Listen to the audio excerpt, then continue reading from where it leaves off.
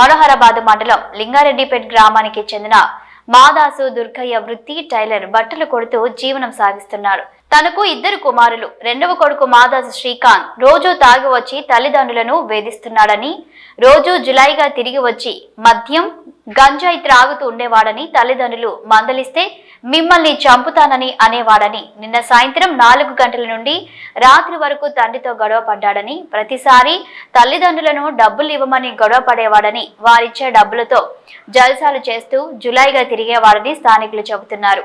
ఈ విధంగా సుమారు 5 సంవత్సరాలుగా కుటుంబాన్ని వేధిస్తున్నాడని తెలిపారు. త్రాగి వచ్చి తన అన్న మాదాసు నవీన్ తో కూడా గొడవ పడుతూ కొట్టేవాడని అంటున్నారు. అన్నకు పెళ్లి సంబంధం చూస్తే పెళ్లి చేసుకోవద్దని బెదిరించేవాడని, నేను చేసుకుని నువ్వు కూడా పెళ్లి చేసుకోవద్దని గొడవ పడేవాడని తెలిపారు. నిన్న రాత్రి గురువారం డబ్బులు ఇవ్వమని గొడవ పడ్డారని తెలిపారు.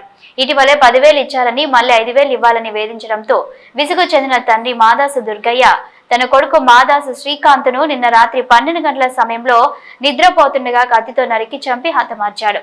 అనంతరం తండ్రి పోలీసులకు లొంగిపోయారు.